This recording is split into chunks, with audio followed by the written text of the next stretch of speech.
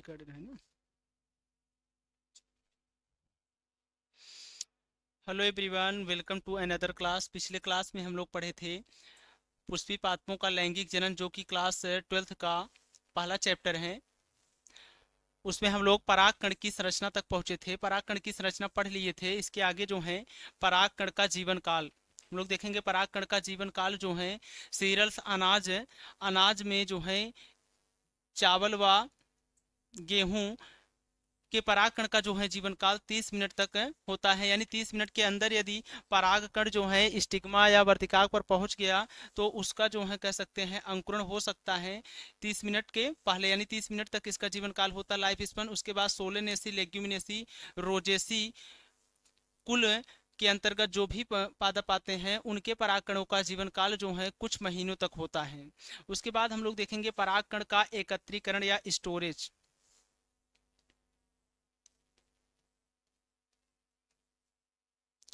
परागकण का स्टोरेज जो है minus minus 196 degree Celsius liquid nitrogen की उपस्थिति में इसे जो है स्टोर किया जाता है। और परागकण का स्टोरेज जो है -196 डिग्री सेल्सियस पर लिक्विड नाइट्रोजन की उपस्थिति में इसका जो है एकत्रीकरण किया जाता है, स्टोरेज किया जाता है। तो इसका स्टोरेज जो है परागकण का स्टोरेज पॉलिन बैंक के द्वारा किया जाता है। पॉलिन बैंक यानी पॉलिन बैंक में जो है पॉलिन ग्रेन्स का यानी परागकण का क्या होता है स्टोरेज होता है। इसके अतिरिक्त जो है हम लोग कह सकते हैं ठीक इसी तरह जो है seed bank, semen bank, gene bank में जो है सीड बैंक में सीड का स्टोरेज होता है कह सकते हैं। उसके बाद जीन बैंक में जीन का स्टोरेज होता है। वैसे ठीक उसी तरह जो है सीमन बैंक में भी जो है सीमन जिसको हिंदी में वीर कहा जाता है उसका भी जो है स्टोरेज होता है। इसके बाद हम लोग देखेंगे कुछ परागकण जो है कुछ कुछ परागकण जो है एलर्जी का भी कारण बनते हैं। तो जिसमें से जो है नोट में लिख लेंगे। एक प्लांट है पार्थेनियम।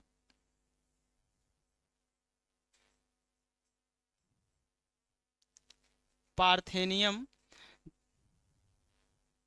जिसको कैरेट ग्रास भी कहा जाता है। कैरेट ग्रास, गाजर घास हिंदी में बोलते हैं। कैरेट ग्रास, पार्थेनियम यानी कैरेट ग्रास का जो पॉलन ग्रेन होता है परागकण, इससे जो है काजेज एलर्जी कह सकते हैं। एलर्जी यानी इसके द्वारा जो है एलर्जी होती है पॉलन ग्रेन किसके द्वारा, पार्थेनियम कैरेट ग्रास से। यानी कैरेट ग्रास का जो पॉलन ग्रेन है जबरदस्त एलर्जी उत्पन्न करता है। इसलिए जो है पॉलन ग्रेन को एलर्जन भी कहा जाता है। यानी पार्थेनियम कैरेट ग्रास के पॉलन ग्रेन को एलर्जन भी कहा जाता है। एलर्जन क्या है? जिनके द्वारा एलर्जी हो, जिन पदार्थों के द्वारा एलर्जी होता है उसे एलर्जन कहते हैं। तो पॉलन ग्रेन क्या है? एलर्जन है कह सकते हैं। आगे हम लोग पढ़ेंगे एलर्जी जो है human health and disease chapter है, मानव स्वास्थ्य एवं रोग, क्लास 12th का एक चैप्टर है। उसमें एलर्जी जो है डिटेल में पढ़ेंगे।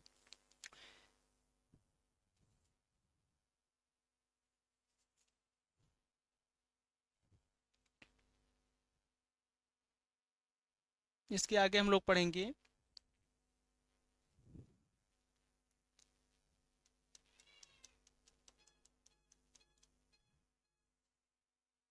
परागकण जो है दोहरी झिल्ली युक्त होता है। परागकण की संरचना में हम लोग पढ़े थे परागकण की बाहरी झिल्ली को एक्साइन कहते हैं तथा आंतरिक झिल्ली को इंटाइन कहते हैं।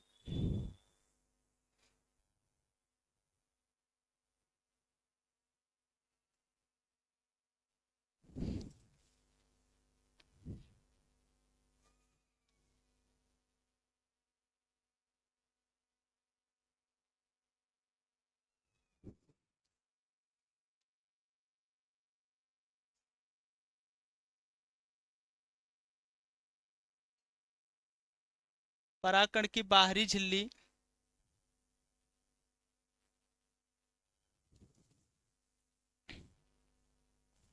बन नहीं रहा है।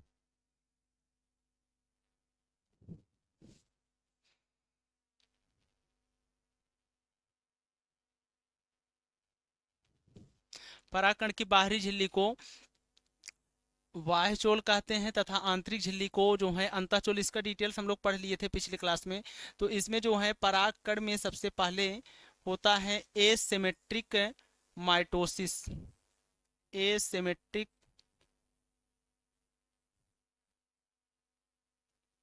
माइटोसिस, जिसको हिंदी में असममित विभाजन कहा जाता है। असममित विभाजन।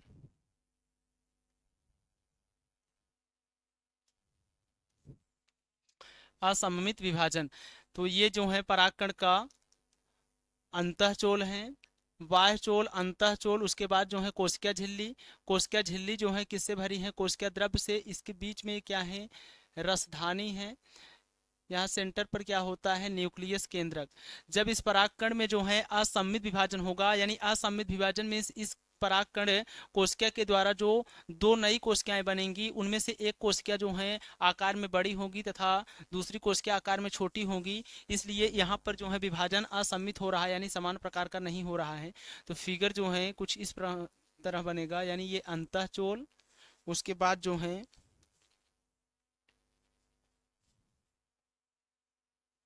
कोशिका झिल्ली,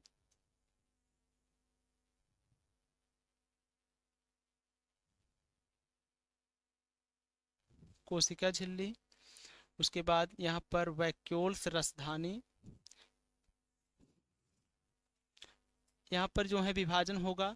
जब विभाजन होगा तो दो कोशिकाएं बनेंगी।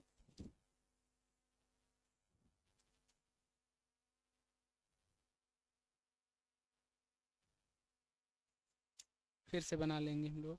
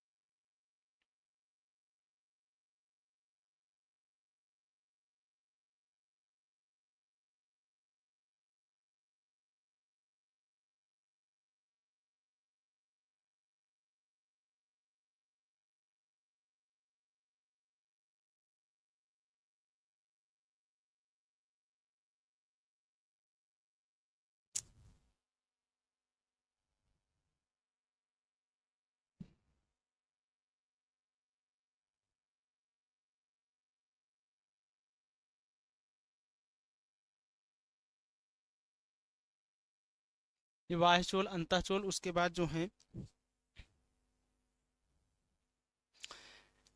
जब इसमें परागकण में असममित विभाजन चलेगा तो दो कोशिकाएं बनेंगी। एक जो है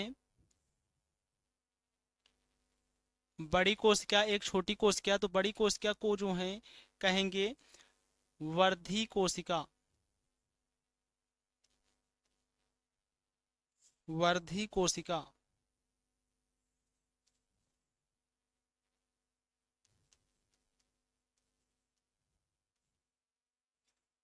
और ये जो छोटी वाली कोशिका है, जननिक कोशिका इन्हें बोलेंगे, जननिक कोशिका।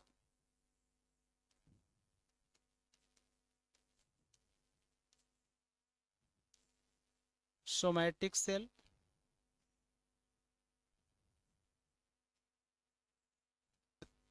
Generative cell.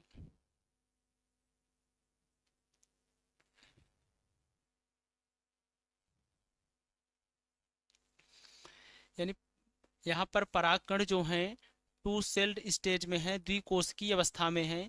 तो यह परागकण जो है स्टिग्मा पर, स्टिग्मा पर जो है लैंड करता है।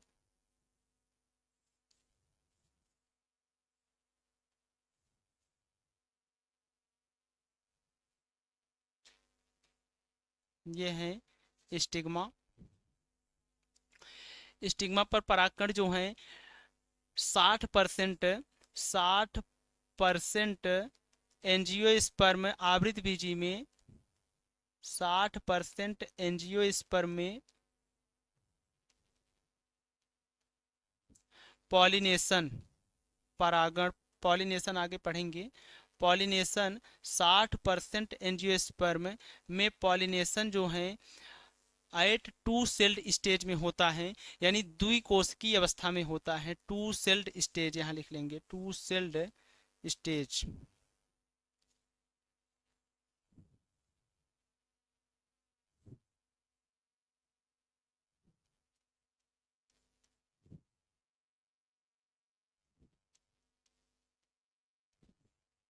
और 40% 40% एंजियोस्पर्म में 40% एंजियोस्पर्म में पॉलिनेशन थ्री सेल्ड स्टेज में होता है, थ्री सेल्ड स्टेज में होता है।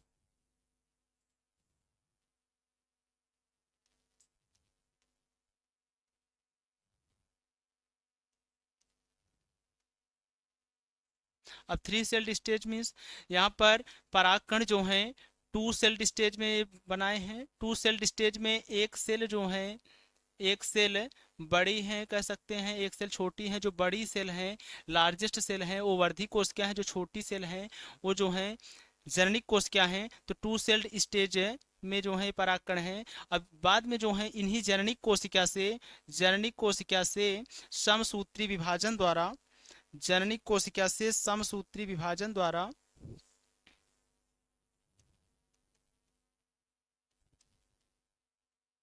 यानी माइटोसिस द्वारा, समसूत्री विभाजन द्वारा दो युग्मक का निर्माण होता है, दो युग्मक का निर्माण होता है।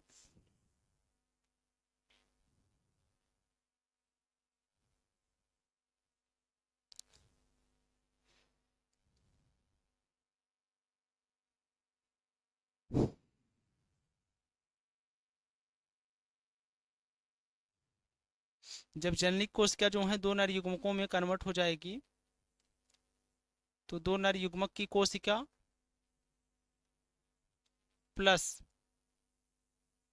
एक वर्धी कोशिका, दोनों को मिलाकर त्रिकोशिकीय अवस्था कहेंगे। दो नर युग्मक प्लस एक वर्धी कोशिका दोनों को मिलाकर जो है त्रिकोशिकीय अवस्था कहेंगे, यानी three celled stage, three celled stage. तो 60% एंजियोस्पर्म यानी आवृत बीजी पादपों में परागण जो है टू सेल्ड स्टेज में होता है, यानी यहाँ पर परागकण जो है, परागकण ऐसे टू सेल्ड स्टेज में जो है परागण प्रक्रिया द्वारा पहुंचेगा। और जो है 40% एंजियोस्पर्म में थ्री सेल्ड स्टेज में परागकण जो है परागण प्रक्रिया द्वारा स्टिग्मा पर पहुंचता है। इसका नाम है स्टिग्मा, वर्तिकाग्र।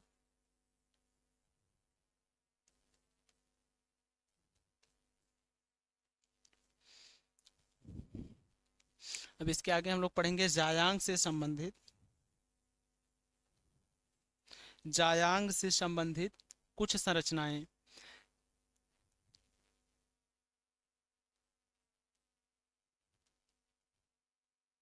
जायांग से संबंधित निषेचन के पूर्व जो है किन किन संरचनाओं का विकास होता है? बीजांड, बीजांड की संरचना पढ़ेंगे।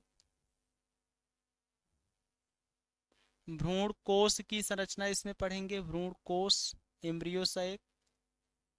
तथा इसी से संबंधित जो है घटना घटित होती जायांग से संबंधित, गुरु बीजाणु जनन।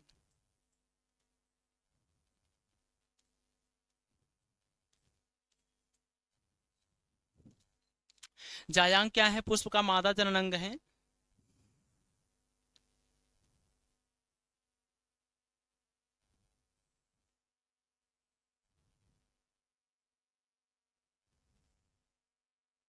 जायांग के तीन भाग होते हैं, वर्तिकाग्र,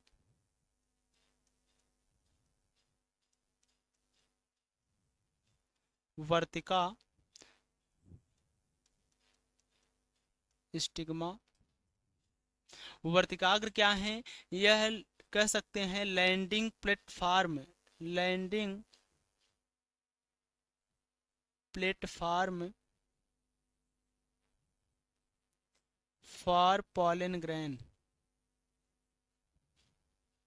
फॉर पॉलन ग्रेन, यानी पॉलन ग्रेन जो है यहीं पर आके लैंड करता है, यहीं पर आके जो है स्थापित होता है परागण प्रक्रिया द्वारा। उसके बाद ये जो नलिकाकार संरचना दिखाई दे रही है इसे कहते हैं वर्तिका, या वर्तिकाग्र क्या कहलाता है? वर्तिकाग्र किसे कहेंगे? जायांग का ऊपरी फूला हुआ भाग, जायांग का ऊपरी फूला हुआ भाग वर्तिकाग्र कहलाता है। जायांग का ऊपरी फूला हुआ भाग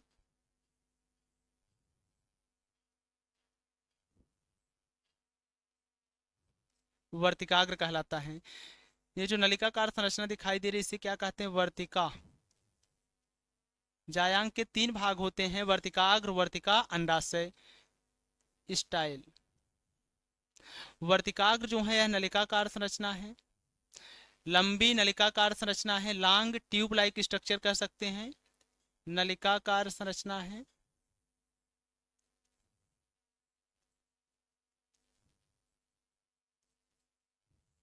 यह वर्तिकाग्र को अंडाशय से कनेक्ट करती हैं, यानी it connect to stigma with ovary, यानी यह हिंदी में ही लिखेंगे, यह वर्तिकाग्र को अंडाशय से जोड़ती हैं, वर्तिकाग्र को अंडाशय से जोड़ती हैं।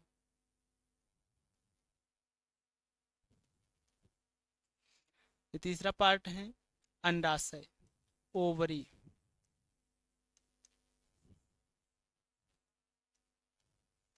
ओवरी क्या है? जायांग का निचला फूला हुआ भाग अंडाशय कहलाता है। जायांग का आधारीय फूला हुआ भाग, यानी आधार मतलब नीचे, जायांग का आधारीय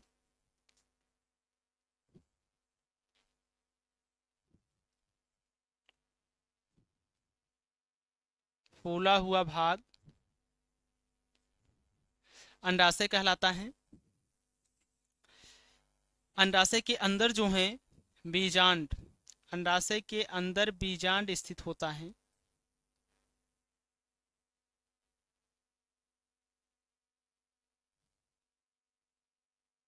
बीजांड की संरचना आगे पढ़ेंगे, जायांग से संबंधित है बीजांड की संरचना।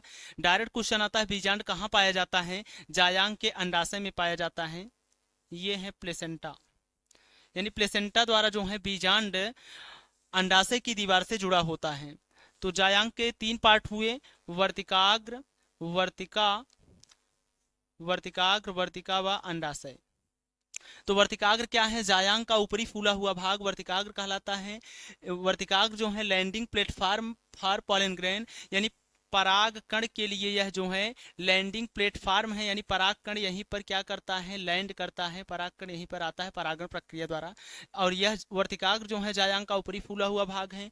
वर्तिका क्या है? एक ट्यूब लाइक स्ट्रक्चर है, नलिकाकार संरचना है। यह वर्तिकाग्र को अंडाशय से कनेक्ट करती है, यह वर्तिकाग्र को अंडाशय से जोड़ती है। अंडाशय क्या है? जायांग का निचला फूला हुआ भाग या आधारी फूला हुआ भाग अंडाशय कहलाता है। अब हम लोग पढ़ेंगे फ्लावर जो है, पुष्प। पुष्प जो हैं कितने प्रकार के होते हैं? कार्पल की संख्या के आधार पर। जायांग की इकाई को क्या कहते हैं? स्त्री केसर। तो स्त्री केसर की संख्या के आधार पर पुष्प जो हैं 2 प्रकार के होते हैं।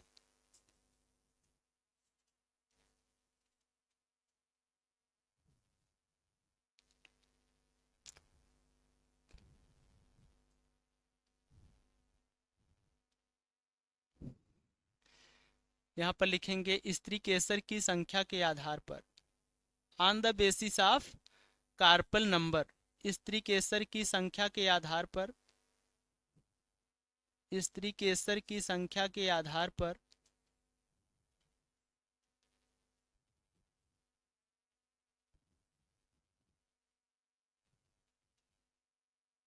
स्त्री केसर की संख्या के आधार पर पुष्प 2 प्रकार के होते हैं। स्त्री केसर की संख्या के आधार पर पुष्प दो प्रकार के होते हैं। पहला है मोनोकार्पलरी फ्लावर। मोनोकार्पलरी फ्लावर, एक अंडपी पुष्प। एक अंडपी पुष्प जिसको हिंदी में बोलते हैं एक अंडपी पुष्प, मोनोकार्पलरी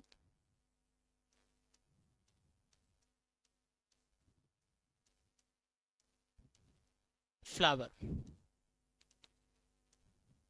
मोनो मीन्स होता है एक, जिसमें एक अंडप हो उसे क्या कहेंगे, एक अंडपी पुष्प कहेंगे। यानी अंडप मतलब कह सकते हैं जिसमें मोनोकार्पलरी मतलब एक ही स्त्री केसर हो, एक ही अंडाशय हो, उसे एक अंडपी पुष्प कहेंगे। यानी इसमें जो है कह सकते हैं एक अंडपी पुष्प किसे कहेंगे, जिसमें केवल केवल एक अंडप, एक अंडप या कार्पल उपस्थित होता है,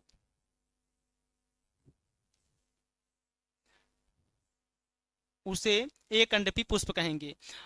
उसके बाद दूसरा है बहुअंडपी, बहुअंडपी पुष्प।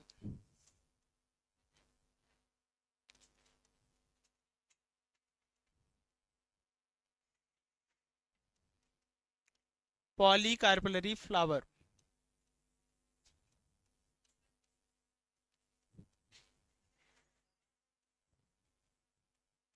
पॉलीकार्पलरी फ्लावर। तो बहुअंडपी पुष्प किसे कहेंगे, जिसमें एक से अधिक, जिसमें जो है एक से अधिक, एक से अधिक मोर देन वन अंडप उपस्थित होते हैं, उसे उसे बहुअंडपी पुष्प कहते हैं।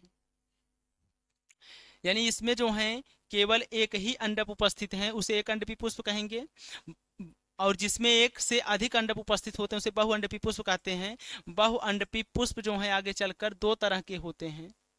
बहुअंडपी पुष्प आगे चल के दो तरह के होते हैं, युक्तांडपी पृथकांडपी।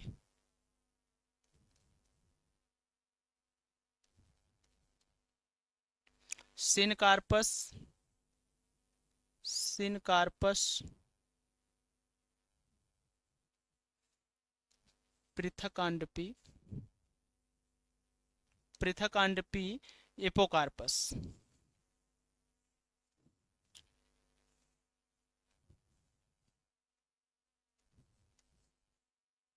एपोकार्पस।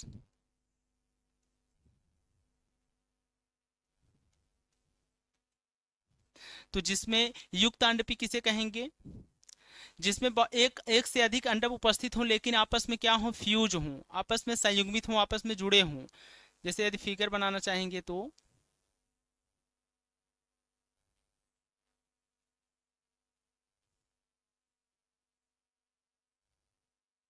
इसमें जो है ये यहाँ पर एक से अधिक, एक से अधिक अंडप हैं, यहाँ पर केवल जो है केवल एक ही अंडप है, तो उसे क्या कहेंगे, एक अंडपी पुष्प। और जिसमें एक से अधिक अंडप हों तो उसे जो है बहुअंडपी पुष्प कहेंगे। यदि वो सभी अंडप जो है कह सकते हैं कार्पल्स आपस में फ्यूज होते हैं एक दूसरे से, तो उसे युक्तांडपी कहेंगे। यदि जो है वो दूसरे से एक दूसरे से क्या हों, अलग हों, एक दूसरे से अलग हों, तो उसे उसे जो है पृथकांडपी कहेंगे। तो युक्तांडपी मीन्स जब जब अंडप, जब अंडप कार्पल एक दूसरे से संयुग्मित होते हैं, एक दूसरे से संयुग्मित होते हैं,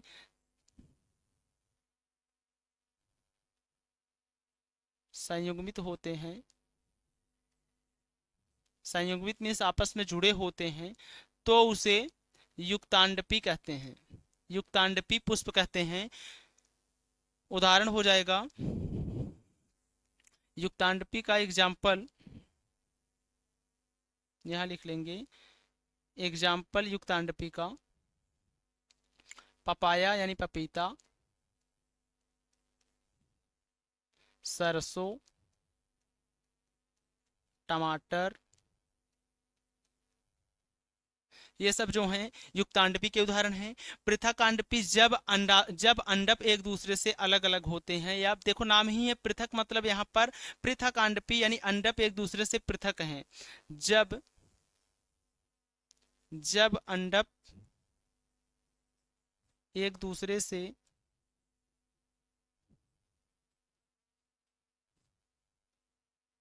पृथक होते हैं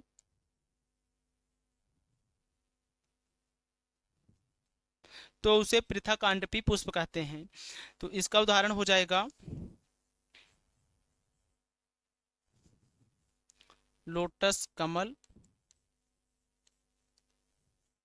गुलाब। और एक अंडपी जब केवल एक अंडप या कार्पल उपस्थित हो उसे एक अंडपी पुष्प कहेंगे। इसका उदाहरण मटर व सेम, इसका उदाहरण मटर व सेम कह सकते हैं आदि। एक बार रिपीट कर रहे हैं। पुष्प जो है, पुष्प को हम लोग दो पार्टों में डिवाइड किए हैं, स्त्री केसर या कार्पल की संख्या के आधार पर।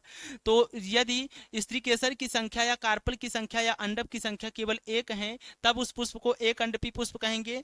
यदि जो है एक से अधिक अंडप उपस्थित होते हैं तब उस पुष्प को बहुअंडपी पुष्प कहेंगे। और बहुअंडपी में भी जो है दो तरह के पुष्प आते हैं, युक्तांडपी सिनकार्पस और पृथकांडपी एपोकार्पस। युक्तांडपी में यहाँ पर एक से अधिक अंडाशय हैं, वो आपस में क्या है, एक दूसरे से जुड़े हुए हैं, संयुग्मित हैं, तो उसे क्या कहेंगे, युक्तांडपी कहेंगे। यानी सिन मिस होता है, फ्यूज करना, आपस में एक दूसरे से जुड़े होते हैं। और पृथकांडपी में यहाँ पर अंडप जो है एक दूसरे से अलग अलग है, तो उसे क्या कहेंगे, पृथकांडपी। उसके बाद हम लोग उदाहरण देख लिए। युक्तांडपी का उदाहरण है पपीता, सरसों, टमाटर। उसके बाद पृथकांडपी का उदाहरण है कमल व गुलाब। ये जो है हम लोग पढ़ लिए। पुमंग से संबंधित, पुमंग से सॉरी जायांग पुष्प पढ़ लिए, पुष्प के प्रकार। उसके बाद जो है आगे पढ़ेंगे बीजांड की संरचना। बीजांड की संरचना, बीजांड की संरचना जो है किससे संबंधित है, बीजांड की संरचना जायांग से संबंधित है। तो जायांग से संबंधित हम लोग बीजांड की संरचना पढ़ेंगे, भ्रूणकोश की संरचना, और कौन सी घटना पढ़ेंगे, लघु बीजांड जनन। तो स्टार्टिंग से हम लोग चलेंगे बीजांड की संरचना। बीजांड की संरचना,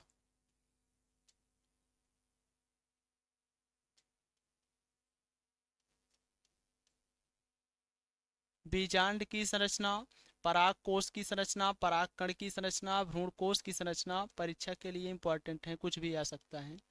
बीजांड की संरचना, स्ट्रक्चर ऑफ ओव्यूल।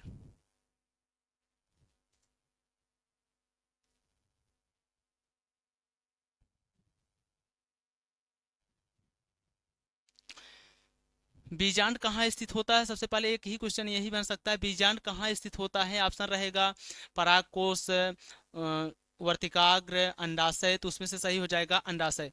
तो बीजांड जो है कहाँ स्थित होता है, बीजांड जो है जायांग के अंडाशय में स्थित होता है। यहाँ पर ये वाला जो पार्ट दिखाई दे रहा है इसका नाम क्या है, ये क्या है, बीजांड है। तो इस पार्ट को हम लोग यहाँ से जो है बाहर निकालेंगे।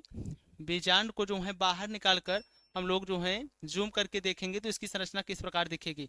इतने पार्ट को, अंडाशय को जो है, बीजांड कहाँ स्थित है, अंडाशय के अंदर स्थित है। तो यहाँ लिख लेंगे इसका नाम है अंडाशय।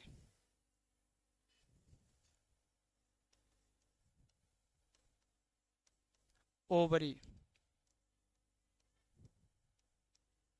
इतने पार्ट को जूम किए हैं अंडाशय, इसके ऊपर क्या है, वर्तिका, उसके बाद जो है ऊपरी फूला हुआ भाग वर्तिकाग्र। तो बीजांड जो है अंडाशय से जुड़ा होता है, किसके द्वारा, अपरा के द्वारा, सॉरी अपरा नहीं, प्लेसेंटा के द्वारा।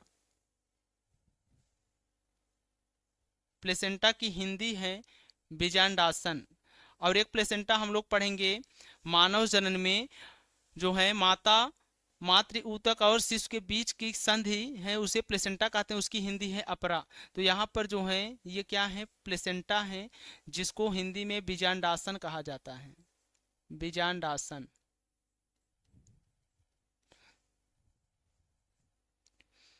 प्लेसेंटा।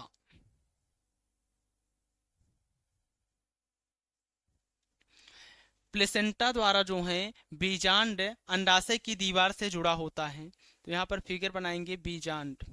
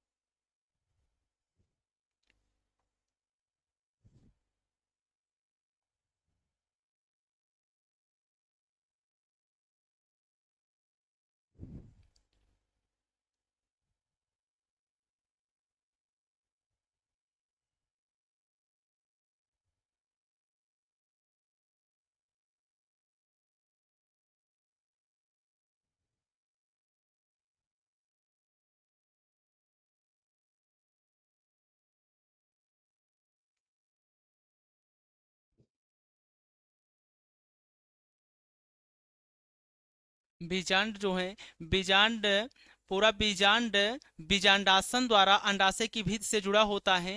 ये बीजांड का जो है डंठल, बीजांड के डंठल को क्या कहेंगे? बीजांड वृंत। इसका नाम हो जाएगा बीजांड वृंत।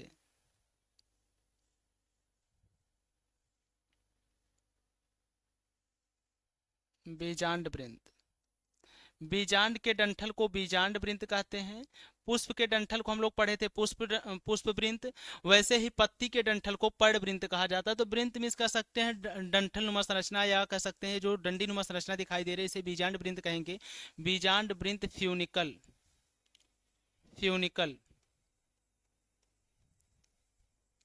तो बीजांड वृंत क्या है? बीजांड का डंठल बीजांड वृंत कहलाता है। यानी बीजांड वृंत किससे जुड़ा है? बीजांडासन, बीजांडासन द्वारा अंडाशय की भित्ति से जुड़ा है, अंडाशय की दीवार से जुड़ा है। उसके बाद बीजांड वृंत का ये वाला पूरा पार्ट क्या है? बीजांड है। बीजांड वृंत बीजांड से जिस स्थान पर जुड़ता है, बीजांड वृंत बीजांड से जिस स्थान पर जुड़ता है, बीजांड वृंत बीजांड से जिस स्थान पर जुड़ता है, यहाँ पर ये बीजांड वृंत हो गया। और बीजांड से जिस स्थान पर जुड़ रहा है उसे उसे हाइलम कहा जाता है, नाभिका। हिंदी में नाभिका बोलते हैं, नाभिका, हाइलम। तो यहाँ लिख लेंगे बीजांडासन। बीजांडासन क्या है? एक एक के विषय में लिखते चलेंगे। बीजांडासन, बीजांडासन का कार्य क्या है? बीजांडासन जो है यह बीजांड वृंत को, बीजांड वृंत को अंडाशय, अंडाशय की भित्ति से जोड़ता है, अंडाशय की भित्ति से जोड़ता है, अंडाशय की दीवार से जोड़ता है।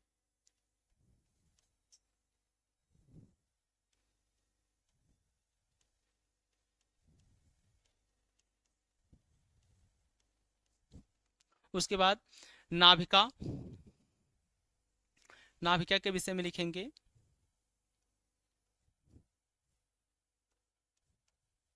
हाइलम। नाभिका, it connect, it connect to funicle with ovule बीजांड। यानी यह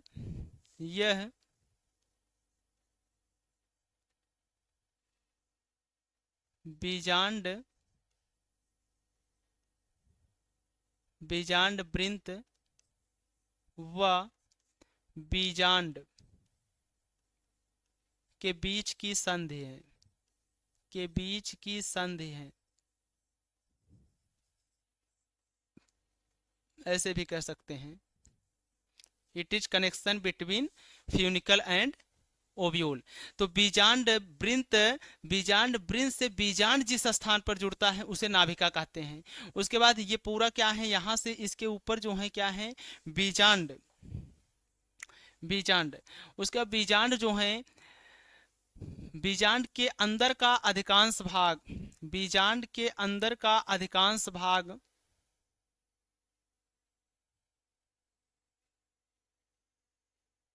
बीजांड काय कहलाता है। यहां लिख लेंगे बीजांड काय।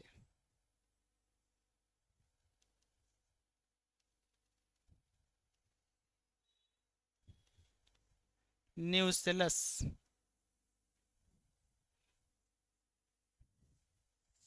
न्यूसेलस।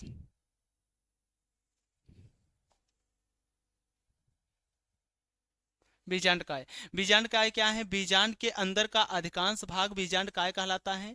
बीजांड काय जो है एक एक जोड़ी, एक जोड़ी, एक जोड़ी आवरण से घिरा होता है या दोहरा आवरण से घिरा होता है, जिसे जिसे इंटेगुमेंट या अध्यावरण कहते हैं। इसका नाम है अध्यावरण।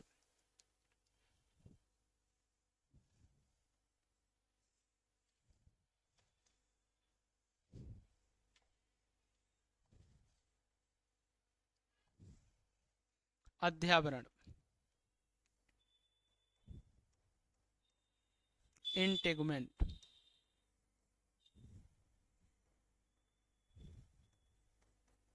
अध्यावरण क्या करता है, अध्यावरण जो है बीजांड काय के चारों ओर पाया जाता है। अध्यावरण जो है दोहरा आवरण युक्त होता है, यानी ये बाहरी आवरण, ये वाला जो है बाहरी आवरण, ये आंतरिक आवरण, बाहरी आवरण, आंतरिक आवरण। तो अध्यावरण जो है यह दोहरा आवरण युक्त होता है, दोहरा आवरण युक्त होता है। दोहरा आवरण युक्त का मतलब इसमें जो है बाहरी आवरण व आंतरिक आवरण, आउटर मेम्ब्रेन इनर मेम्ब्रेन दोनों उपस्थित होते हैं। फिर उसके बाद हम लोग देखेंगे बीजांड काय,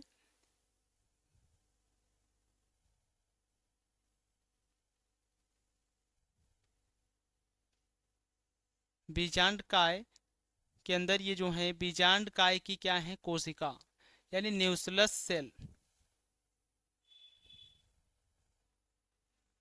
बहुत सारे न्यूक्लियस सेल हैं।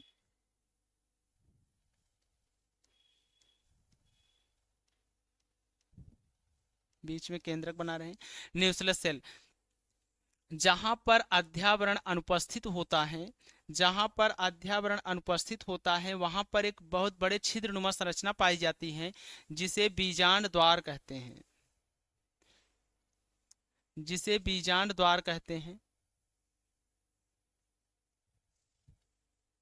यानी इसका नाम हो जाएगा बीजांड द्वार।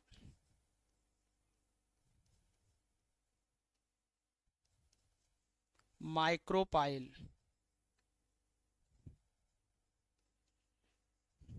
माइक्रोपाइल क्या है, जहां जहां जहां बीजांड, जहां अध्यावरण अनुपस्थित होता है वहां पर कह सकते हैं बीजांड द्वार उपस्थित होता है। यानी अध्यावरण यहाँ पर क्या है, अनुपस्थित है। बीजांड द्वार के माध्यम से यहाँ से पराग नलिका प्रवेश करती है, यहाँ से पराग नलिका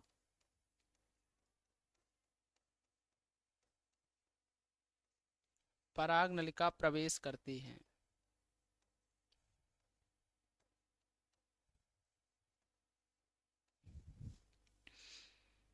बीजांड द्वार का विपरीत भाग, यानी बीजांड द्वार जो है नीचे है, कह सकते हैं नीचे की तरफ, इसका विपरीत भाग ऊपर की तरफ होगा। बीजांड द्वार के विपरीत भाग को, विपरीत भाग को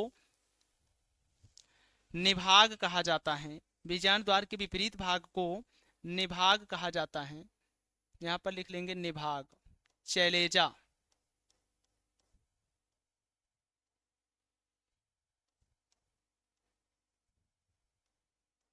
बीजांड द्वार के विपरीत भाग को निभाग कहते हैं, या ऐसा भी बोल सकते हैं निभाग के विपरीत भाग को बीजांड द्वार कहते हैं। तो बीजा निभाग क्या है, बीजांड द्वार का विपरीत भाग है। उसका बीजांड काय की ये क्या है, बीजांड काय की कोशिका है।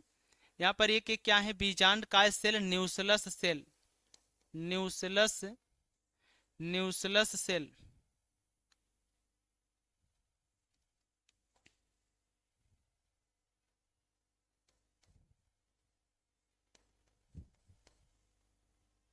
Nucleus cell. अब इनमें से एक न्यूक्लियस सेल जो है रूपांतरित होकर, यानी बीजांड द्वार के समीप स्थित न्यूक्लियस सेल जो है यह रूपांतरित हो जाता है गुरु बीजाणु मातृ कोशिका में। तो इसका नाम हो जाएगा, ये रूपांतरित हो गया गुरु बीजाणु मातृ कोशिका में। यहीं पर लिख लेते हैं, इसका नाम गुरु बीजाणु मातृ कोशिका है, जिसको इंग्लिश में यम कहा जाता है शॉर्ट में। Megaspore mother cell. Megaspore mother cell कैसी होती है? टूयन होती हैं, द्विगुणित होती हैं। मेगा स्पोर मदर सेल से किसका निर्माण होता है? मेगा स्पोर का। मेगा स्पोर का।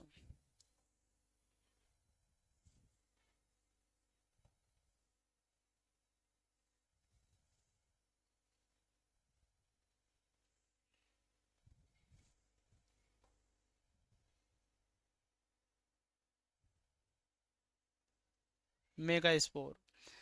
मेगा स्पोर जो है सिंगल एन हो जाएगा, अगुणित। आगे पढ़ेंगे इसको जो है मेगा स्पोरोजेनेसिस में गुरु बीजाणु जनन में। एक बार रिपीट कर रहे हैं, बीजांड जो है अंडाशय के अंदर स्थित होता है। बीजांड का डंठल क्या कहलाता है? बीजांड वृंत कहलाता है। बीजांड वृंत जो है बीजांडासन द्वारा अंडाशय की भित्ति से जुड़ा होता है। तो बीजांड वृंत को बीजांडासन क्या करता है? अंडाशय की भित्ति से जोड़ता है। उसका बीजांड वृंत बीजांड से जिस स्थान पर जुड़ता है उसे नाभिका कहा जाता है। यानी हम लोग लिख सकते हैं नाभिका बीजांड वृंत व बीजांड के बीच की क्या है? संधि है। उसके बाद बीजांड के अंदर का अधिकांश भाग क्या कहलाता है? बीजांड काय न्यूक्लियस कहलाता है। न्यूक्लियस कहलाता है। न्यूक्लियस जो है एक जोड़ी आवरण से घिरा होता है, एक जोड़ी आवरण से घिरा होता है जिसे अध्यावरण कहते हैं। अध्यावरण जो है दोहरा आवरण युक्त होता है, यानी जो है इसमें बाहरी झिल्ली प्लस आंतरिक झिल्ली, बाहरी झिल्ली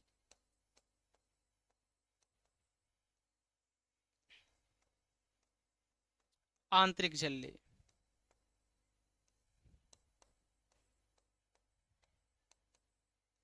दोहरा आवरण युक्त होता है, जो बीजांड काय की क्या करता है? सुरक्षा करता है। फिर जो है जहां पर अध्यावरण बीजांड बीजांड काय के नीचे की तरफ अध्यावरण अनुपस्थित होता है, तो यहाँ पर एक बड़ी छिद्रनुमा संरचना बनती है, जिसे क्या कहते हैं? जिसे बीजांड द्वार कहते हैं। यदि हम लोग बीजांड द्वार बीजांड द्वार छिद्र को बनाना चाहें, यहाँ पर छिद्र जो है फिगर में बहुत बड़ा दिखाई दे रहा है।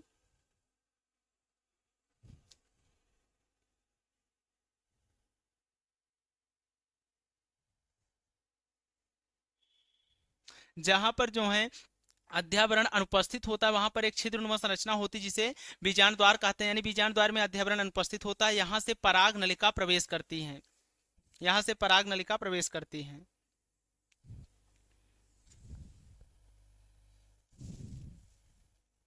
अब इसके आगे पढ़ेंगे हम लोग गुरु बीजाणु जनन। न्यूक्लियस से यानी बीजांड काय की कोशिका जिसका नाम है न्यूक्लियस, बीजांड काय की कोशिका जिसका नाम है न्यूक्लियस, न्यूक्लियस सेल यानी बीजांड काय कोशिका जो है यह रूपांतरित हो जाती है मेगा स्पोर मदर सेल में गुरु बीजाणु मातृ कोशिका में। गुरु बीजाणु मातृ कोशिका से अर्धसूत्री विभाजन द्वारा गुरु बीजाणु का निर्माण होता है। तो इसके आगे हम लोग पढ़ेंगे गुरु बीजाणु जनन। यानी अब इस जो है गुरु बीजाणु मातृ कोशिका को बीजांड काय के अंदर से जो है बाहर निकालेंगे यहाँ पर, तो देखेंगे हम लोग गुरु बीजाणु जनन। गुरु बीजाणु जनन अगले पेज पर।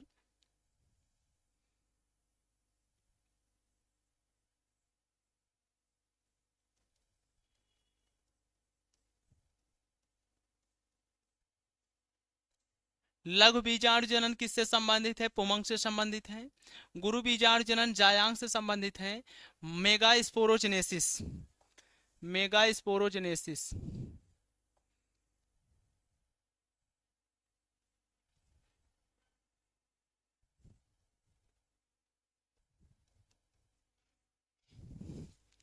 गुरु बीजाणु जनन जो है यह गुरु बीजाणु मातृ कोशिका से जनन में कह सकते हैं बनने की प्रक्रिया। गुरु बीजाणु में गुरु बीजाणु बनने की प्रक्रिया गुरु बीजाणु जनन कहलाती है। तो गुरु बीजाणु का निर्माण कैसे होता है? गुरु बीजाणु मातृ कोशिका कहाँ स्थित होती है? अंडाशय में। ये जो है अंडाशय के अंदर क्या है, बीजांड, बीजांड काय के अंदर यहाँ पर क्या है, गुरु बीजाणु मातृ कोशिका। गुरु बीजाणु मातृ कोशिका का निर्माण कैसे हुआ, बीजांड काय कोशिका के रूपांतरण से जो है गुरु बीजाणु मातृ कोशिका का निर्माण हुआ। अब इस एक कोशिका को क्या करेंगे हम लोग, बाहर निकालेंगे, गुरु बीजाणु मातृ कोशिका। गुरु बीजाणु मातृ कोशिका कैसी होती है, द्विगुणित। वहां पर पढ़े थे लघु बीजाणु मातृ कोशिका। वहां पर लघु बीजाणु मातृ कोशिका कहाँ उपस्थित थी, जब हम लोग पुमंग से संबंधित जो है लघु बीजाणु जनन पढ़ रहे थे, तो लघु बीजाणु मातृ कोशिका कहाँ उपस्थित है, होती है लघु बीजाणु धानी में। और गुरु बीजाणु मातृ कोशिका कहाँ स्थित है, बीजांड में, या बीजांड को गुरु बीजाणु धानी भी कहा जाता है। तो गुरु बीजाणु मातृ कोशिका कहाँ स्थित है, गुरु बीजाणु धानी में या बीजांड में। गुरु बीजाणु मातृ कोशिका द्विगुणित होती है 2n। गुरु बीजाणु मातृ कोशिका जो है द्विगुणित होती हैं। अब इसमें चलेगा अर्धसूत्री विभाजन। अर्धसूत्री विभाजन जब चलेगा तो यहां से जो है अर्धसूत्री विभाजन के 2 चरण होते हैं। अर्धसूत्री विभाजन फर्स्ट, जैसे हम लोग लघु बीजाणु जनन पढ़े थे, अर्धसूत्री विभाजन फर्स्ट।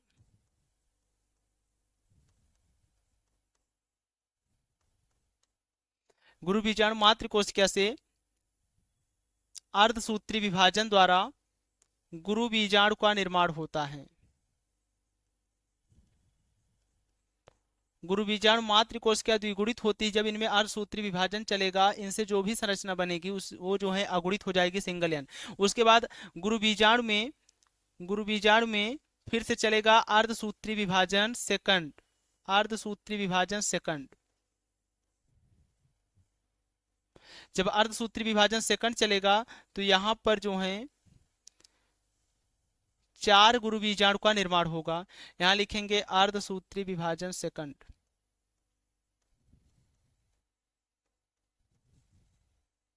अर्धसूत्री विभाजन सेकंड, अर्धसूत्री विभाजन सेकंड जब चलेगा तो 4 गुरु बीजाणु का निर्माण होगा। यह भी जो है अगुणित होता है।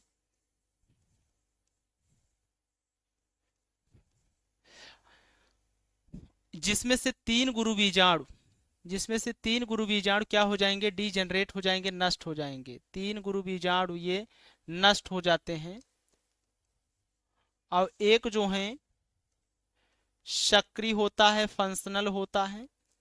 इसके सक्रिय होने से यह जो है सक्रिय होता है और यह आगे चल के जो है परिवर्धन द्वारा भ्रूण कोश का निर्माण करता है। भ्रूण कोश का निर्माण करता है। वहां पर लघु बीजाणु से किसका निर्माण हुआ था, परागकण का निर्माण हुआ था। वहां भी जो है लघु बीजाणु मातृ कोशिका से 4 लघु बीजाणु बने थे, लेकिन वहां हर एक लघु बीजाणु से 4 परागकण बने थे। यहाँ पर भी जो है गुरु बीजाणु मातृ कोशिका से 4 गुरु बीजाणु बने हैं, लेकिन इनमें से 3 गुरु बीजाणु डीजेनरेट हो जाएंगे, नष्ट हो जाएंगे, डीजेनरेट हो जाएंगे, नष्ट हो जाएंगे। केवल एक जो है फंक्शनल होगा, सक्रिय होगा, जो आगे चल के भ्रूण कोश का निर्माण करेगा। फिर भ्रूण कोश से जो है किसका निर्माण होता है, भ्रूण कोश से मादा युग्मक का निर्माण होता है, यानी इसका नाम है मादा युग्मक। जिस संरचना से युग्मक का निर्माण होता है उसे युग्मकोद्भिद कहा जाता है। यदि नर युग्मक का निर्माण होगा तो नर युग्मकोद्भिद, मादा युग्मक का निर्माण होगा तो मादा युग्मकोद्भिद। तो परागकण से जो है, परागकण से नर युग्मक का निर्माण होता है, इसलिए परागकण को नर युग्मकोद्भिद कहा गया। और भ्रूण कोश से मादा युग्मक का निर्माण होता है, यानी भ्रूण कोश क्या है, मादा युग्मकोद्भिद है, मादा युग्मकोद्भिद है। फीमेल गैमेटोफाइट, फीमेल गैमेटोफाइट,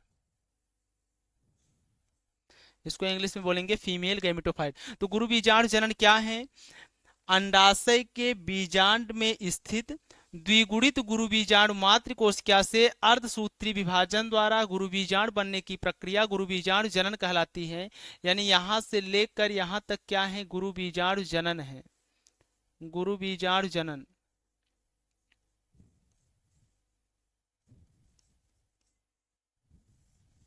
गुरु बीजाणु जनन, तो गुरु बीजाणु जनन, गुरु बीजाणु बनने की प्रक्रिया गुरु बीजाणु जनन कहलाती है। लेकिन गुरु बीजाणु बनता कैसे है, गुरु बीजाणु मातृ कोशिका से। गुरु बीजाणु मातृ कोशिका स्थित कहाँ होती है, बीजांड में। बीजांड स्थित कहाँ होता है, अंडाशय में। तो अंडाशय के बीजांड में स्थित गुरु बीजाणु मातृ कोशिका से अर्धसूत्री विभाजन द्वारा गुरु बीजाणु बनने की प्रक्रिया गुरु बीजाणु जनन कहलाती है। तो अब हम लोग पढ़ेंगे गुरु बीजाणु व लघु बीजाणु जनन में अंतर, दोनों पढ़ लिए हैं। तो हाँ, अंतर में जो है गुरु बीजाणु जनन व लघु बीजाणु जनन पढ़ेंगे, उसमें जो है परिभाषा हम लिख देंगे। तो अगली हेडिंग हो जाएगी, परीक्षा के लिए इंपॉर्टेंट है गुरु बीजाणु जनन व लघु बीजाणु जनन में अंतर। तो लघु बीजाणु जनन व गुरु बीजाणु जनन में अंतर, difference between microsporogenesis and mega sporogenesis. तो लघु बीजाणु जनन हेडिंग बनाएंगे, लघु बीजाणु जनन व गुरु बीजाणु जनन में अंतर।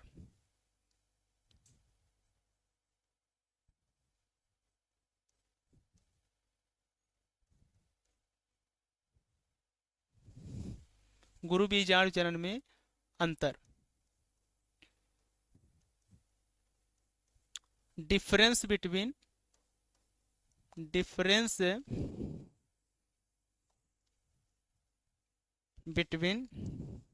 पूरा लिखेंगे, difference between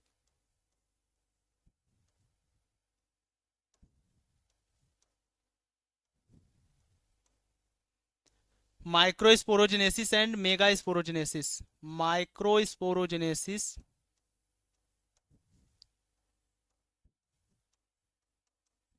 and mega sporogenesis.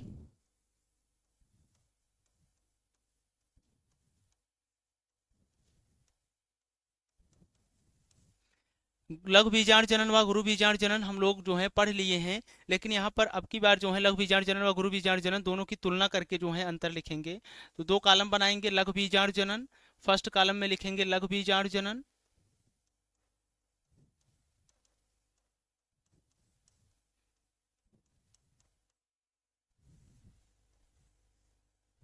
Second column में लिखेंगे गुरु बीजाणु जनन।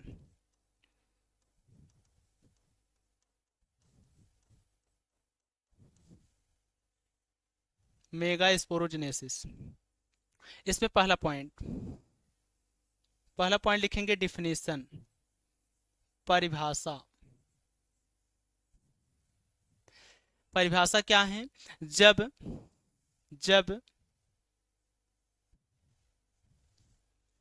पराग कोश, ऐसे लिखेंगे, पराग कोश के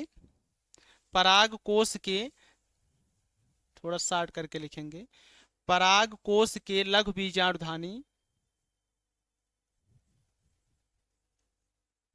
पराग कोश के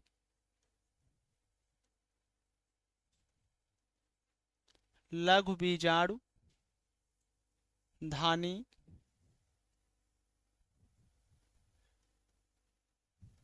में उपस्थित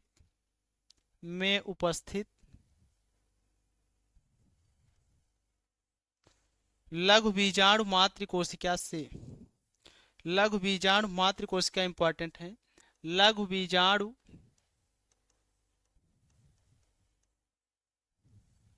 मातृकोशिका से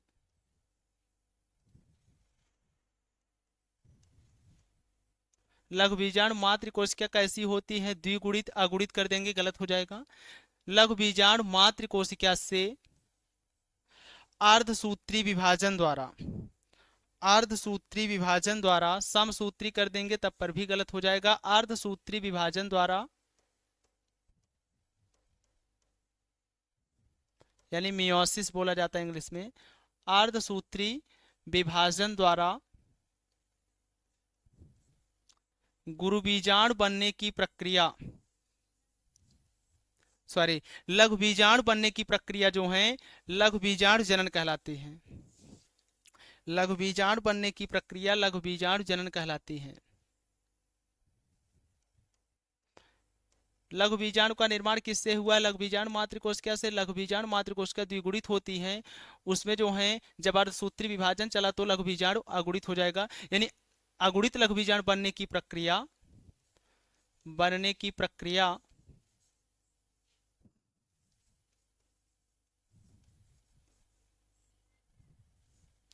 लघु बीजाणु जनन कहलाती है। माइक्रोस्पोरोजेनेसिस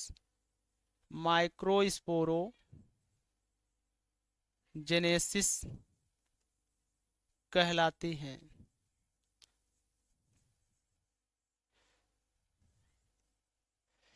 ठीक इसी तरह जो है हो जाएगा इसका पहला अंतर परिभाषा।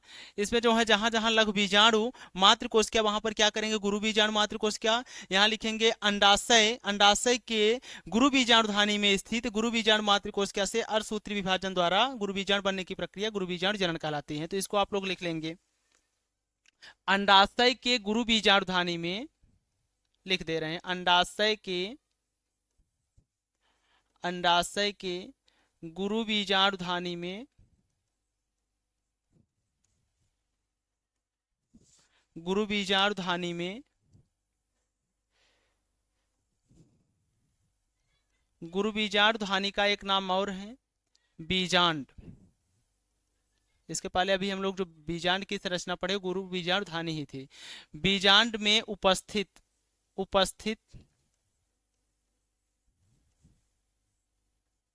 गुरु बीजाणु मातृ कोशिका से, गुरु बीजाणु मातृ कोशिका से, गुरु बीजाणु मातृ कोशिका से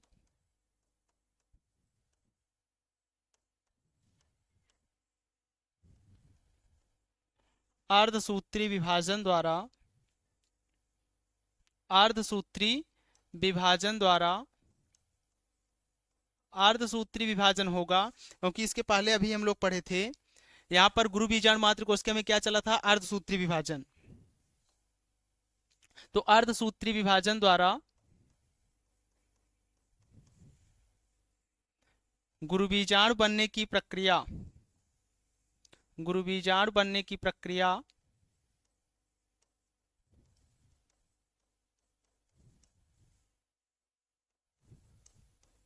गुरु बीजाणु बनने की प्रक्रिया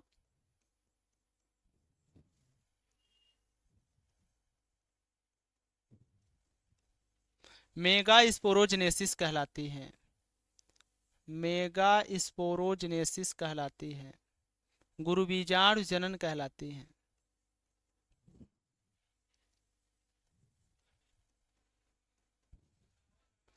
यदि एग्जाम में आएगा अलग से लघु बीजाणु जनन, तो परिभाषा लिखने के बाद लघु बीजाणु जनन वाला जो है फिगर बनाएंगे। यदि गुरु बीजाणु जनन आएगा एग्जाम में, तो क्या करेंगे, गुरु बीजाणु जनन की परिभाषा लिखने के बाद ये फिगर बनाएंगे। उसके बाद जो है अगला अंतर लिखेंगे हम लोग, दूसरा पॉइंट, लघु बीजाणु जनन में जो भी लघु बीजाणु बनते हैं इसमें जो है प्रत्येक एक लघु बीजाणु मातृ कोशिका से 4 लघु बीजाणु का निर्माण होता है। इनमें भी जो है एक गुरु बीजाणु मातृ कोशिका से 4 गुरु बीजाणु का निर्माण होगा। लेकिन इसमें जितने लघु बीजाणु बने हैं उन सबसे जो है परागकण का निर्माण होता है। इनमें जो है 3 गुरु बीजाणु क्या होते हैं, डिजेनरेट हो जाते हैं, नष्ट हो जाते हैं।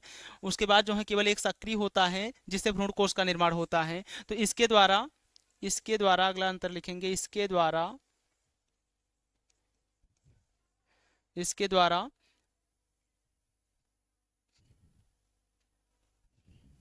एक MMC से 60 में लिखे हैं, लघु बीजाणु मातृ कोशिका को माइक्रोस्पोर मदर सेल भी कहा जाता है। माइक्रोस्पोर मदर सेल से 4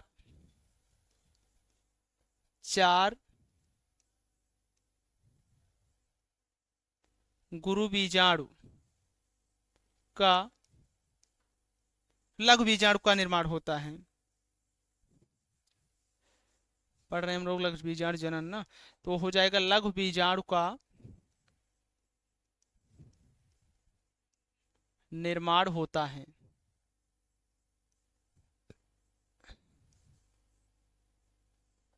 निर्माण होता है। आगे प्रत्येक लघु बीजाणु से, और प्रत्येक लघु बीजाणु से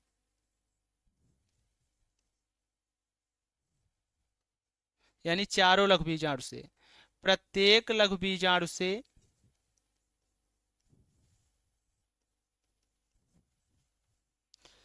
पराग कण का निर्माण होता है।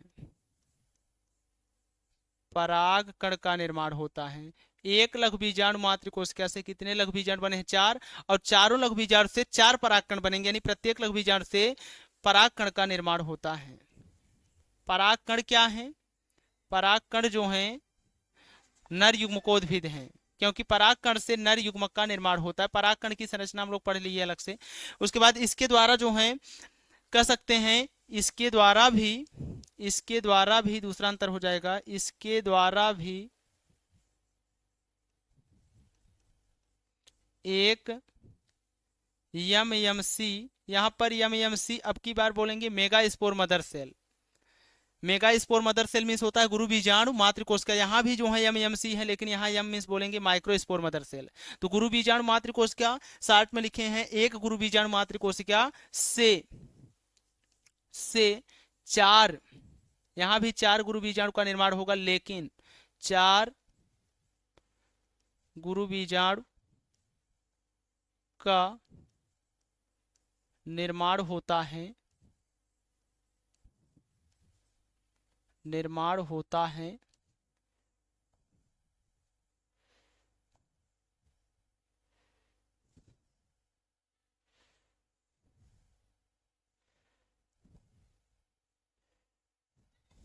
जिनमें से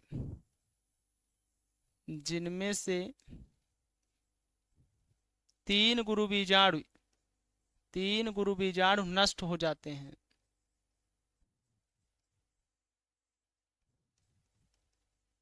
तीन गुरु बीजाणु नष्ट हो जाते हैं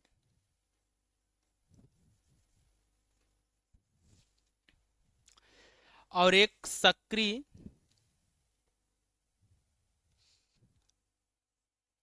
और एक, यानी जो शेष बच रहा है, सक्रिय क्रियात्मक कह सकते हैं, फंक्शनल क्रियात्मक गुरु बीजाणु से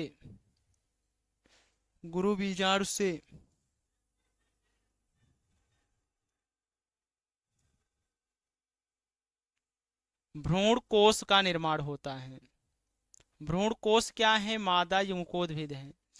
भ्रूण कोश का निर्माण होता है।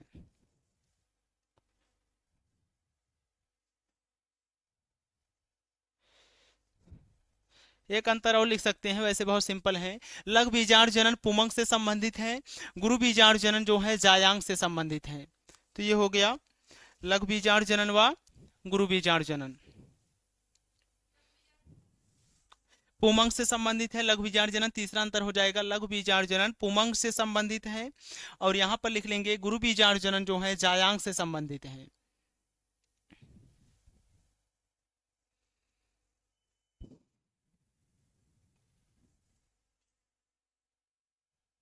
अब भ्रूण कोश बन गया। अब हम लोग पढ़ेंगे भ्रूण कोश की संरचना।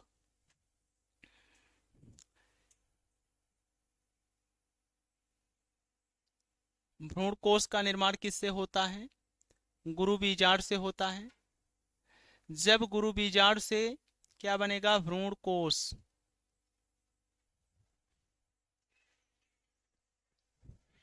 गुरु बीजाणु से जो है जब भ्रूण कोश बनेगा, यानी भ्रूण कोश भी कैसा होता है, अगुणित होता है। तो स्टार्टिंग में भ्रूण कोश जो है एक कोश की अवस्था में होता है, एक कोश की अवस्था में होता है। इसमें चलेगा समसूत्री विभाजन, यानी मियोसिस फर्स्ट। मियोसिस फर्स्ट, वो भी फ्री न्यूक्लियर कह सकते हैं, फ्री न्यूक्लियर, यानी मुक्त केंद्र की समसूत्री विभाजन चलेगा यहां पर।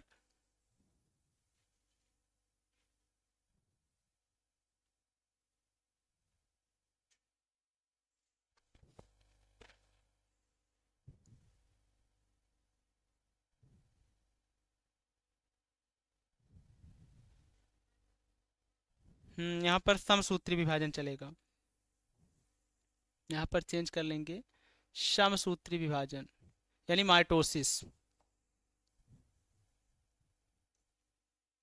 माइटोसिस पहली बार चला, यानी माइटोसिस जो है जब पहली बार चला तो यहाँ पर फ्री न्यूक्लियर चल रहा है, यानी केवल केंद्रक का विभाजन होगा। तो यहाँ पर एक केंद्रक है, उसके बाद जो है यहाँ पर दो केंद्रक हो जाएंगे। उसके बाद फिर से चलेगा माइटोसिस, दूसरी बार चलेगा माइटोसिस, दूसरी बार चलेगा फ्री न्यूक्लियर। तो यहाँ पर अब की बार दो केंद्रक से 2 केंद्रक से 4 केंद्रक हो जाएंगे। उसके बाद फिर से विभाजन चलेगा, माइटोसिस तीसरी बार चलेगा। माइटोसिस तीसरी बार जब फिर से चलेगा तो यहाँ पर फ्री न्यूक्लियर फिर से चलेगा, यानी 4 केंद्रक हैं। ये चारों जो हैं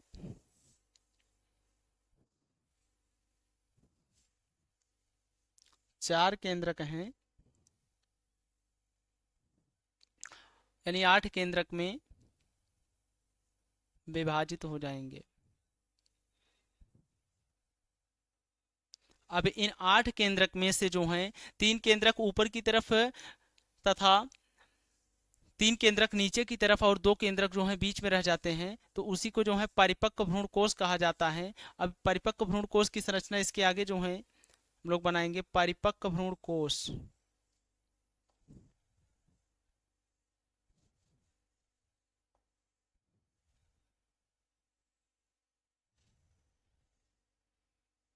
परिपक्व भ्रूणकोश में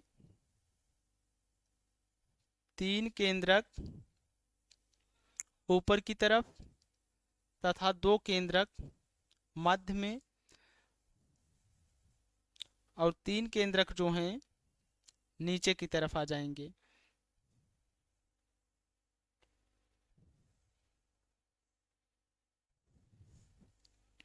अब इनके चारों ओर जो हैं कोशिका भित्ति का निर्माण हो जाएगा, यानी इसका नाम है परिपक्व भ्रूण कोश। परिपक्व भ्रूण कोश।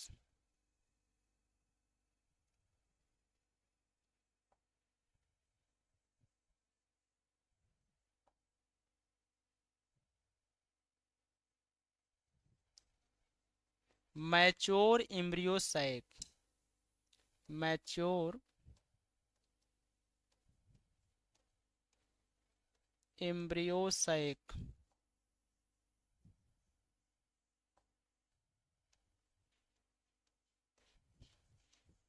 परिपक्व भ्रूण कोश।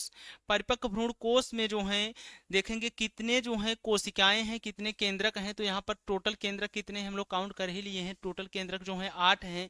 और कितनी कोशिकाएं हैं, 3 कोशिकाएं यहाँ ऊपर की तरफ है, 3 कोशिकाएं नीचे की तरफ हैं। और बीच में जो है एक सेंट्रल सेल है कह सकते हैं। ये जो बीच में एक कोशिका दिखाई दे रही है, यहाँ पर ये जो बड़ी सी कोशिका दिखाई दे रही है,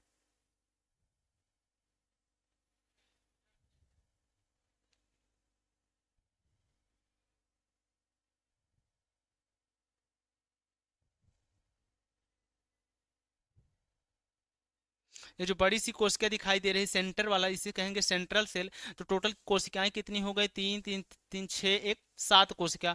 तो परिपक्व भ्रूण कोश जो है यह 7 कोशिकीय, 7 कोशिकीय व 8 केंद्रकीय अवस्था में होता है। नीट का PYQ है ये। 7 कोशिकीय, 7 कोशिकीय व 8 केंद्रकीय अवस्था में होता है।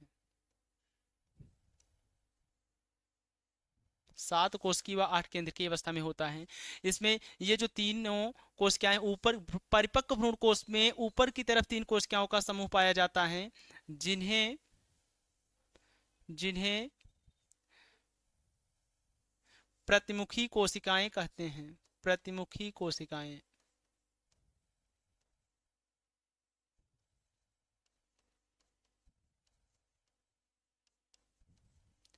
Antipodal cell.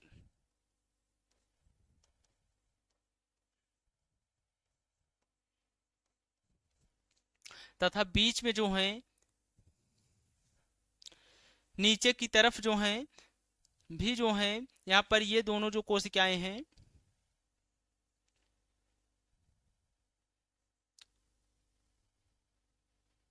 ये दोनों कोशिकाएं सहायक कोशिकाएं हैं। ये वाली सहायक कोशिकाएं, यानी सहायक कोशिका लिखेंगे, सहायक कोशिका। सिनर्जिट सेल, सिनर्जिट सेल सहायक कोशिका। तथा ये बीच में एक बड़ी कोशिका होती है अंड कोशिका, जिन्हें एग सेल कहा जाता है। तो यहाँ लिख लेंगे एग सेल, अंड कोशिका।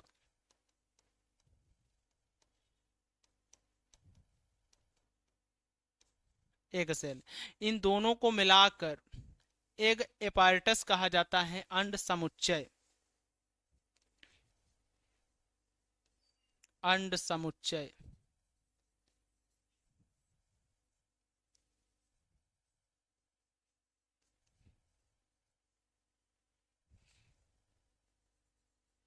Egg apparatus. तो अंड समुच्चय में जो है दो सहायक कोशिकाएं हैं और एक अंड कोशिका है। इन सहायक कोशिका में इन सहायक कोशिका में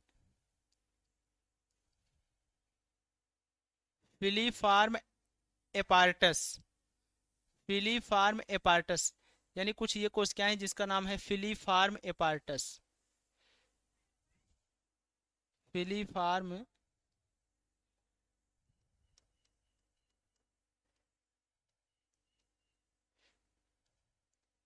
एपार्टस। फिलीफार्म एपार्टस क्या करती हैं, पराग नलिका को जो है गाइड करती हैं, यानी पराग नलिका जो है यहीं से प्रवेश करती हैं फिलीफार्म एपार्टस से। फिलीफार्म एपार्टस कहाँ उपस्थित है, सिनर्जिड सेल में, सहायक कोशिका में। तथा बीच की तरफ जो है ये जो एक सेंट्रल सेल है, बीच में जो कह सकते हैं बड़ी कोशिका दिखाई दे रही है, केंद्रीय कोशिका कहेंगे, सेंट्रल सेल, केंद्रीय कोशिका।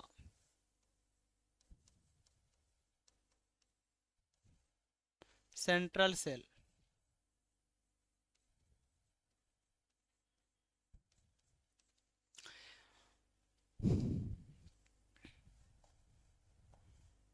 सेंट्रल सेल में दो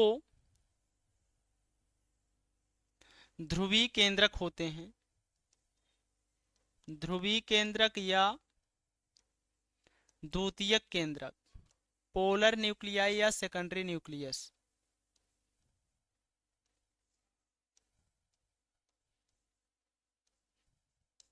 जो कि कैसा होता है, 2n होता है, द्विगुणित कह सकते हैं।